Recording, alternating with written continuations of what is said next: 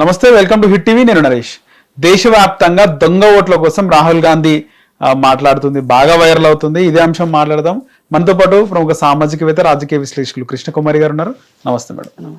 Madam, Rahul Gandhi ఏదైతే దొంగ ఓట్లు ఈవీఎం ట్యాంపరింగ్ పైన ఆయన ఆరోపిస్తున్నారు, దాంట్లో నిజం ఉందని బీజేపీ ఒప్పుకుందంటారా ఇండైరెక్ట్ గా? ఈవీఎంల ట్యాంపరింగ్ ఒక పక్షం, ఒక విధానం. ఓకే, అసలు ఓటర్ లిస్ట్ దగ్గర ఇప్పుడు పోరాటం చేస్తుంది ప్రధానంగా రాహుల్ గాంధీ. ఓటర్ లిస్ట్ పైన ఎక్కువ పోరాటం చేస్తున్నాడు. ఈ ఓటర్ లిస్టులో ఇప్పుడు కొంతమంది చనిపోతారు, వాళ్ళని తీసేయాలి. అవును. కొంతమంది ఈ రాష్ట్రం వదిలిపెట్టి ఇంకో రాష్ట్రం వెళ్తారు, లేదు దేశం వదిలిపెట్టి వేరే దేశం వెళ్తారు, అవి తీసేయాలి. ఓకే, ఇంకొకటి కొత్త ఓట్లు జాయిన్ చేయాలి. ఈ మూడు ప్రక్రియలు పకడ్బందీగా జరగాలి. ఓకే, అయితే ఈ మూడు ప్రక్రియలు పకడ్బందీగా జరగడానికి ఎలక్షన్ కమిషను బీజేపీ పార్టీకి ఒక రకమైన విధానము, బీజేపీ కాని పార్టీలకి ఒక రకమైన విధానము, అది ఇది కాదు అనుకుంటే బీజేపీకి మిత్రపక్షాలైన పార్టీల పట్ల ఒక రకమైన వైఖరి, వేరే పార్టీల పట్ల ఒక రకమైన వైఖరి చూపిస్తుంది అనేది రాహుల్ గాంధీ యొక్క ప్రధానమైన ఆరోపణ. ఇప్పుడు మనకి అసలు ఓటే లేదనుకోండి, ఎవరికన్నా ఫామ్ నెంబర్ 6 ప్రకారం ఓటుని నమోదు చేసుకోవచ్చు. ఓకే. అయితే మొన్న ఒక చిత్రం ఏం జరిగింది అంటే, బీహార్లో ఒక 80 ఏళ్ళ ఆవిడ, 75 ఏళ్ళ ఆవిడ మొదటిసారిగా ఓటుకి అప్లై చేసుకుంది అని చెప్పి ఆవిడ్ని నమోదు చేశారు. అయితే వివరాల్లోకి వెళ్తే తేలింది ఏంటి అంటే, ఒక 2 సార్లు ఆవిడ ఆల్రెడీ ఓటేశారు. ఓకే. కానీ అదే మనిషిని మనిషి ఇంకొక అడ్రస్ పెట్టి ఇంకొక ఓటు అప్లై చేసుకుంది. ఇంకొక ఓటు, నేను ఇప్పటి వరకు ఓటు వేయలేదు అని చెప్పి ఫామ్ నెంబర్ 6 తరఫున అప్లై చేసుకుంది ఆవిడ అప్లై చేసుకోలే పాపం, వాళ్ళకేం తెలియవు. బీజేపీ పార్టీ అప్లై చేసింది ఆ విధంగా. ఓకే. అలాగే మూకుమ్మడిగా ఓట్లు చేర్పించారు. చేర్పించడము, తీసేయడం. ఇప్పుడు బీహార్లో చేసింది ఏంటి, కొన్ని చేర్పించాలా, మనకు అవసరమే తీయించేసేయాలి. ఈ ఏరియాలో అంటే వాళ్ళకి ఐడియా ఉంటుందా మేడం ఎవరు దేనికి వేస్తారు ఓటు అనేది? ఇప్పుడు కాలనీలు ఒక బీజేపీ, ఇప్పుడు రాజాసింగ్ ఉన్నాడు, రాజాసింగ్కి ఎన్ని ఓట్లు వస్తాయో రాజాసింగ్కి తెలుసు. ఎందుకంటే రాజాసింగ్ అలా పనిచేస్తాడు, అక్కడ పనిచేస్తాడు. ఇన్ ద మీన్స్ జనాల కోసం పనిచేస్తాడు అనే దానికంటే కూడా తన గెలుపు కోసం ఎక్కువ పనిచేస్తాడు. అందుకని అతనికి ఒక శ్రద్ధ ఉంటుంది. ఇప్పుడు అతని నియోజకవర్గంలో ఎన్ని కార్పొరేటర్లు ఉన్నారు, ఎంతమంది ఉన్నారు, ఎన్ని డివిజన్లు ఉన్నాయి, ఆ డివిజన్లకి కార్పొరేటర్లు ఎవరు, ఈ కార్పొరేటర్లు ఎలా పనిచేస్తున్నారు, వీళ్ళ ఓట్లు చేర్పిస్తున్నారా, ఓట్లు తీసేయిస్తున్నారా ఏంటి, రాజాసింగ్కి ఒక అవగాహన ఉంటుంది. ఆ అవగాహనతో రాజాసింగ్ పనిచేస్తాడు. ఇప్పుడు రాజాసింగ్కి ఈ పర్టికులర్ ఏరియాలో వీళ్ళు మనకు ఓటేసేలాగా లేరు అని అంటే ఏదో ఒక కారణం చెప్పి చూపించి వాళ్ళ ఓట్లు తీసేయించడం. ఇప్పుడు వాళ్ళ ఓటు తీసేయించినట్టు వాళ్ళకే తెలీదు. ఎన్నికల రోజు తెలుస్తుంది. పోలింగ్ రోజు అక్కడికి వెళ్తే లేదు అనుకుంటే ఆ ఎదురు పార్టీ వాళ్ళు ఓటర్ లిస్ట్ చెక్ చేసి వాళ్ళకి పోల్ స్లిప్స్ ఇస్తారు కాబట్టి అప్పుడన్నా తెలుస్తుంది లేవని. ఇప్పుడు చాలా మంది నా ఓటు ఉందా లేదా చూసుకోవటం నాకు వచ్చు, మీ ఓటు ఉందా లేదో చూసుకోవటం మీకు వచ్చు. కానీ మీ బజార్లో ఎంతమందికి తెలుసు వాళ్ళకి ఓటు ఉందో లేదో చూసుకోవటం? తెలియదు కదా చాలా మందికి. వాళ్ళు చూసుకోరు. ఆఖరి నిమిషంలో వెళ్ళి ఓటు వేయటానికని వెళ్ళి తెల్లమొహం వేసుకుని వస్తారు. నా ఓటు ఎవరో వేసేసారు, నా ఓటు ఎవరో వేసేసారు, నా ఓటు లేదు అని తిరిగి అలసిపోయి. ఇప్పుడు ఒకసారి అయితే నేను 4-5 పోలింగ్ బూత్లు తిరగాల్సి వచ్చింది నా ఓటు గురించి. చివరికి నేను ఫస్ట్ వెళ్ళిన బూత్లోనే ఉంది ఆ ఓటు. అక్కడ సరిగ్గా చూడలేదు, చెప్పలేదు. ఇలా జరుగుతాయి. అంటే అవకతవకలు అన్నమాట ఇవన్నీ. ఇప్పుడు ఒక్కొక్కసారి అనుకోకుండా మానవ తప్పిదాల ప్రకారం కూడా పొరపాట్లు జరుగుతాయి. కానీ కావాలని ఒక పార్టీని గెలిపించటం కోసం ఆ పార్టీయే అధికార పార్టీ అయినప్పుడు వాళ్ళకి అధికార యంత్రాంగం కలిసి వస్తుంది కాబట్టి వాళ్ళు ఎన్ని వేషాలైనా వేయగలుగుతారు. ఇప్పుడు అలా వేషాలు వేసిన దానిలో భాగంగానే బీహార్లో చాలా ఓట్లు తీసేశారు. ఓకే, అయిపోయింది. సరే, ఈయన ఏం చేశాడు అంటే రాహుల్ గాంధీ ఒక 2 నియోజకవర్గాలని తీసుకున్నాడు. ఎలక్షన్ కమిషన్ అడిగాడు ఏమనంటే, మీరు డిజిటలైజ్ చేశారు కదా ఏది ఓటర్ లిస్ట్ని, ఆ డిజిటలైజ్ చేసిన పాస్వర్డ్ ఇమ్మని అడిగాడు. ఓకే, ఆ పాస్వర్డ్ తోటి ఆయన ఓటర్ లిస్ట్ చూసుకోవచ్చు అని. ఇప్పుడు కంప్యూటర్లో ఓటర్ లిస్ట్ చూడడం వేరు, ఓటర్ లిస్ట్ పట్టుకొని ప్రతి పేరు చూసుకోవటం వేరు కదా. అంతే అంతే మేడం. అందుకని అడిగితే వాళ్ళు ఇవ్వటం కుదరదు అని చెప్పారు. ఇవ్వటం కుదరదు అని చెప్తే దీని గురించి ఇక్కడున్న హైదరాబాద్లో ఉన్న ఒక తలపండిన మేధావిని ఆయన ఒక పార్టీ పెట్టి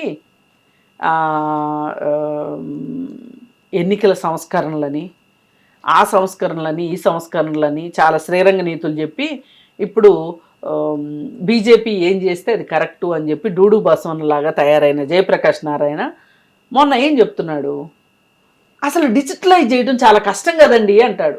అరే బాబు, డిజిటలైజ్ అయ్యున్నాయి. డిజిటలైజ్ అయిన దాన్ని పాస్వర్డ్ ఇస్తే చాలు చూసుకుంటారు ఎవరైనా. మనం ఓటర్ లిస్ట్ అడుగుతాం, వాళ్ళని ఫిజికల్ కాపీ ఇస్తారు, హార్డ్ కాపీ ఇస్తారు, దాని బదులు సాఫ్ట్ కాపీ ఇమ్మని అడుగుతున్నాం. అది రాహుల్ గాంధీ అడిగింది. ఇవ్వటానికి ఏంటి బాధ? ఇవ్వకపోగా ఒకవేళ వీళ్ళు ఎలాగైనా చూసుకుంటారేమోనని దాని ఆల్గోరిథం మొత్తం మార్చేశారు. ఓకే, మార్చేసి ఇప్పుడు ఆ పెద్ద మనిషి ఇప్పుడు రాహుల్ గాంధీ ఈ లిస్టులన్నీ వెతకాలి అంటే 3600 సంవత్సరాలు పడుతుంది అని జ్యోతిషాలు చెప్తున్నాడు. ఈ ఎవరు? జయప్రకాష్ ఎలక్షన్ కమిషన్ లో ఉన్న పెద్ద మనిషి. 3600 సంవత్సరాలు పడుతుంది. ఎందుకంటే మేడం అవును, దేశం మొత్తం మరి ఫిజికల్ గా ఎత్తుక్కోవాలంటే ఎక్కువసేపు పట్టదా మరి? అదే నువ్వు డిజిటల్ కాపీ ఇచ్చావు అనుకో, ఎందుకు పడుతుంది? కావాలని చేయలే. సరే, ఇంకా రాహుల్ గాంధీ ఏం చేశాడంటే దేశం అంతా ఇన్ని నియోజకవర్గాలు చూడటం కుదరదు కాబట్టి మచ్చుకి బీహార్లో 1, కర్ణాటక ఎలక్షన్స్లో ఒక అసెంబ్లీ సెగ్మెంటు చూశారు. చూసి దాంట్లో ఉన్నది ఏంటి అంటే అడ్రస్ దగ్గర 0, పేర్ల దగ్గర ఆల్ఫాబెట్స్. ఇప్పుడు పేరు విజయ్ అనుకోండి, VIJAY విజయ్ అంతే. అతని పేరు అబ్రకదబ్రా అనుకోండి, అబ్రకదబ్రా కూడా స్పెల్లింగ్ ఉంటుంది. అట్లా కాకుండా ACMYZ ఉందనుకోండి, దాని పేరేంటో చెప్పండి మీరు. ప్రొనౌన్సియేషన్ ఉండదు. ఎక్కడెక్కడ ఫోటోలో తీసుకొచ్చి అది ఇచ్చి పేర్లు ఇలా ఇష్టారీతిన పేర్లు పెట్టి, అలాగే అడ్రస్ల దగ్గర గుండు 0 పెట్టి, అది ఇది కాదంటే 3 0, 4 0 పెట్టేసేసి ఓటర్ లిస్టులు చేర్చారు. దాదాపు ఇలా చేర్చిన ఓట్లు, ఇలా అనుమానాస్పదంగా ఉన్న ఓట్లు 1,00,000 ఓట్లు ఉన్నాయి ఆ నియోజకవర్గంలో. అవన్నీ పెట్టి తీశాడు ఇప్పుడు రాహుల్ గాంధీ. దీనికి ఏంటి సమాధానం చెప్పాలో తోచక వీళ్ళు తిక్కలేసిపోయి చచ్చిపోతున్నారు సమాధానం చెప్పలేక. సరే, గమ్మత్తైన విషయం ఏంటంటే ఇది వీళ్ళు 11 సంవత్సరాల నుంచి అధికారంలో ఉన్నారు కాబట్టి 2014 నుంచి ఇలాంటి చీకటి పనులు చేసుకుంటూ వచ్చారు. మరి రాహుల్ గాంధీ వాళ్ళు అధికారంలో లేరు కదా, వాళ్ళు ఎలా చేసుకోగలుగుతారు? ఇప్పుడు ఇక్కడ తెలంగాణలో ఏమంటారు, మెదళ్ళు అరికాల్లో ఉన్న నాయకులు ఎక్కువైపోయారు బీజేపీ పార్టీకి. ఒక నాయకుడు వచ్చేసేసి ఏమంటాడు అంటే, రాహుల్ గాంధీ నియోజకవర్గంలో కూడా తప్పుడు ఓట్లు ఉన్నాయి, ప్రియాంక గాంధీకి కూడా ఒకే వర్గం వాళ్ళు ఓట్లేసి గెలిపించారు, అలాగే ఇంకొక నియోజకవర్గంలో కూడా ఇలాగే జరుగుతుంది అని చెప్పి దీనికి రాహుల్ గాంధీ సమాధానం చెప్పాలి అని అడుగుతున్నాడు ఆ మెదడు లేని మనిషి. ఇక్కడ అర్థం కావాల్సింది ఏంటంటే అధికారంలో ఉన్నవాడిని ప్రతిపక్షం వాళ్ళు అడుగుతారు అంతే, సమాధానం చెప్పు అని. అంతేగాని అధికార పక్షంలో ఉన్నవాడు ప్రతిపక్షాన్ని అడుగుతాడండి ఎక్కడన్నా? ప్రతిపక్షం వాడి దగ్గర ఏం పవర్లు ఉంటాయి? మీ దగ్గర కదా పవర్ ఉంటుంది. కాకపోతే వీళ్ళ నియోజకవర్గాల్లో కూడా వాళ్ళ వర్గం వాళ్ళే ఓటేసి గెలిపిస్తున్నారు, దాని తప్పేం లేదు మేడం. అట్లా కాదండి, ఇక్కడ పాయింట్ ఏంటంటే మన వర్గం వాళ్ళు ఓటేసి గెలిపించిన ఒకే వర్గం వాళ్ళు అంటే ముస్లిమ్స్ అని వాళ్ళ ఉద్దేశంలో. ఓకే, ముస్లింలే ఓట్లేసి గెలిపించారు, లేదు క్రిస్టియన్సే ఓట్లేసి గెలిపించారు. ఇప్పుడు ప్రియాంక గాంధీ క్రిస్టియన్ అని కదా వీళ్ళ అభియోగం. అలాగే కాంగ్రెస్ కి ఇంకొక పేరు ముస్లిమ్స్ అని కదా, వీళ్ళ బాధ అంతా అది కదా. అందుకోసం ఏంటంటే ఆ ఇద్దరే ఓటేశారు తప్పితే మామూలు వాళ్ళు వేయలేదు, వీళ్ళు హిందువులు ఓట్లు వేయలేదు కాబట్టి వీళ్ళ ఎన్నిక చల్లదు అన్న లెవెల్లో వీళ్ళు చెప్పుకుంటా వస్తున్నారు. అసలు నేను రాహుల్ గాంధీని అడుగుతున్నా అంట. అసలు నువ్వు ఎందుకు అడుగుతావు బాబు రాహుల్ గాంధీని? రాహుల్ గాంధీ అధికారంలోనే లేడు, అధికారంలో ఉంటే అడగొచ్చు. నువ్వు ఏంటి ఇలాంటి అవకతవకలు చేసావు, ఇట్లా తప్పుడు పనులు చేసావు ఏంటని అడగొచ్చు. ఇప్పుడు ఎన్నికల సంఘం అనేది కేంద్ర ప్రభుత్వం అజమాయిషీలో ఉంటది, పరిధిలో ఉంటది, ప్రత్యేకమైన అధికారాలు ఉన్నాయి, స్వయం ప్రతిపత్తి కలిగింది ఎన్నికల సంఘం అనేది. కానీ ఈ గత 10 సంవత్సరాల్లో ఎన్నికల కమిషన్ని వాళ్ళ తొత్తు కింద పెట్టుకొని వాళ్ళ ఇష్టారాజ్యం కింద చేస్తున్నారు బీజేపీ వాళ్ళు. దానిలో భాగంగానే ఇన్ని అవకతవకలు జరిగినాయి. ఈ అవకతవకల కంట రాహుల్ గాంధీ సమాధానం చెప్పాలంట. మరి ఇక్కడ బీజేపీ వాళ్ళ నాయకులు తెలివితేటలు ఆ విధంగా ఉన్నాయి. సరే, ఏది ఏమైనా సరే వీళ్ళు ఇవాళ రాహుల్ గాంధీ ఒక ఆరోపణ చేశాడు, ఆధారాలతో సహా ఆరోపణ చేశాడు. సమాధానం చెప్పాలక్కర్లేదా? చెప్పాలి కదా. ఇప్పుడు అధికారంలో ఉన్నోడే కదా సమాధానం చెప్తాడు. మీరు నేను చెప్తామా? చెప్పం కదా. చెప్పకుండా వాళ్ళు ఏం చేస్తున్నారు అంటే వీళ్ళ మీద రాళ్ళేస్తున్నారు. గతంలో కూడా జరిగింది దొంగ. ఇప్పుడు వీళ్ళు ఇంకోటి ఏం చెప్తున్నారంటే అప్పట్లో ఎప్పుడు సోనియా గాంధీకి భారతదేశ పౌరసత్వం రాకముందే ఓటు నమోదు చేశారు, తర్వాత తీసేశారు అని చెప్తున్నారు. సరే, ఎవరో అత్యుత్సాహంతో చేర్చారు అనుకుందాం, పోనీ ఆవిడే చేర్పించుకుందాం అనుకుందాం. తీసేయటం అయితే తీసేశారుగా, ఇంక దానిలో ఈ మ్యాటర్ ఏముంది? అంటే ఇప్పుడు వాళ్ళు చేశారు కాబట్టి మీరు చేస్తారా? అంటే వాళ్ళు ఎన్ని సంవత్సరాలు చేశారు, మీరు అన్ని సంవత్సరాలు చేస్తారా? మేము అవినీతికి వ్యతిరేకంగానే వచ్చారు, కుటుంబ పాలనకు వ్యతిరేకంగానే వచ్చారు, రకరకాల నినాదాలతో మీరు వచ్చారు కదా. ఆడపిల్లలకు రక్షణ కల్పిస్తామని వచ్చారు కదా, నల్లధనాన్ని బయటికి భారతదేశానికి రప్పిస్తాము, అందరికీ ఒక్కొక్కళ్ళ అకౌంట్లో 15 లక్షలు వేస్తాము అని చెప్పి జన్ధన్ ఖాతాలు కూడా ఓపెన్ చేయించారు కదా. ఖాతాలు ఓపెన్ చేయించినంత ఈజీ కాదు డబ్బులు తీసుకొచ్చేయటం. మీరు నల్ల డబ్బుని తీసుకురాలేదు కదా.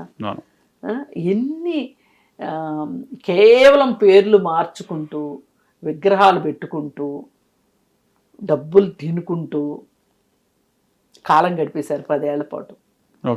మొన్న ఓడిపోతాము అనేది మీకు అర్థమైపోయింది.